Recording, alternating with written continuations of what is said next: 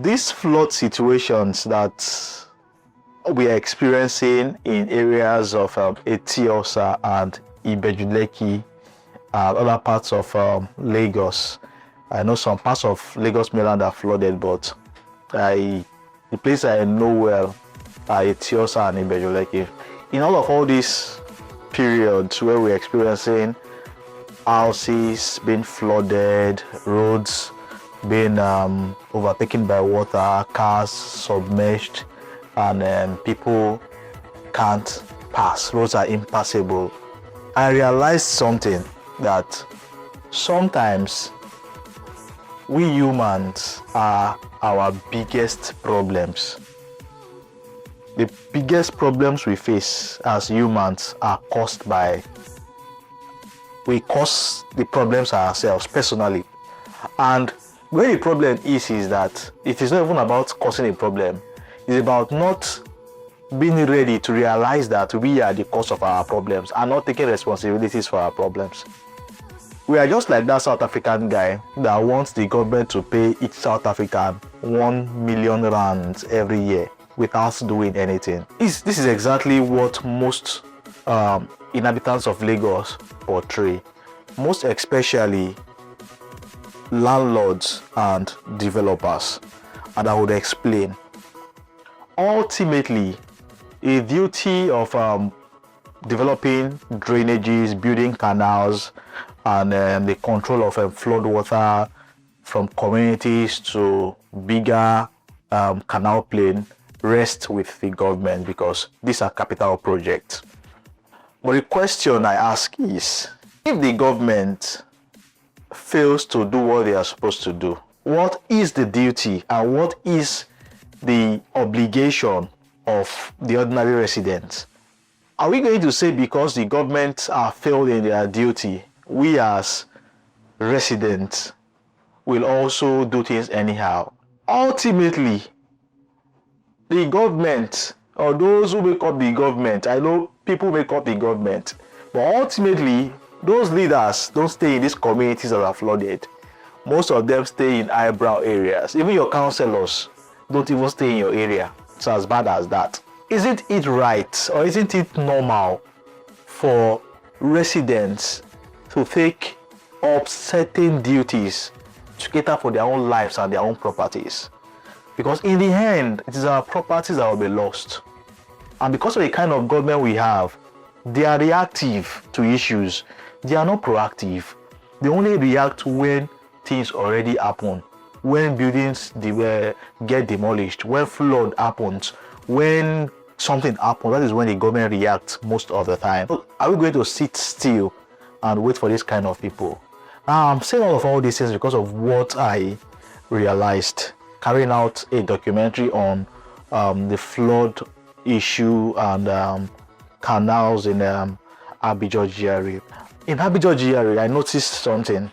The government made provision for canals, although they are dilapidated right now. Some parts of the canals are already destroyed, but the government made provision for canals. A canal is designed in a way that it takes water, it takes storm water or flood water from the communities like Ibeju-Lekki, areas in Owode, Labora, areas of Palm Bay Estate. It takes water from those areas, from those communities, through this particular canal and takes it down across the Lekki-Epe Express Road, under the bridge, takes it to the other side and channels down to the Lagos Lagoon. That same lagoon that links Aja to Epe, to Ikorodu and the rest, that same lagoon, this is where the water is supposed to go to. Let us say the government has failed in their part. I figured out something. Housing development moves faster than canal infrastructure or even drainage infrastructure. You see people building houses, you see people building estates without plans for drainages. You're waiting for the government to come and build drainages for you. And the sorry part of all this is that most of these houses are not even approved houses. We can argue it. Some persons might want to say it's a lie. We can argue it. Most of these houses, are not houses approved by LAPSCA or LASPA or those government agencies. Now, the government is not even aware that you are even building houses. The government are not aware of the estates that are being developed. And you will now build estates without proper drainage. You build estates, no plan for places to pass your water, your waste, and all those things out down to the canal. No plan. Then we blame the government. That is one. I noticed something. You see, there's a particular part of the canal that was narrowed to the point whereby the canal disappeared. At some point, the canal disappeared. Tracing the canal, then when you move further, you will see the canal, like a canal coming on a straight path. It gets to a point, it is being narrowed, then gets to an end point. Then what you now see is road development, you see houses. Then you're unable to trace the canal. But when you now go further, you see the canal again. So that tells you that it's been disjointed, it's been altered, it's been covered, it's been built upon. The original plan is for the canal to take water down to the lagoon, but at this point it's been altered. Now, do we blame the government for all this? And another thing is, you will see estates, CDs, solving problems that they cannot solve, doing things that does not even make sense. You now see them, roads are flooded, you are now sand filling, you are now pouring stones, you are now pouring rumbles. The problem is these buildings that have been built on canals.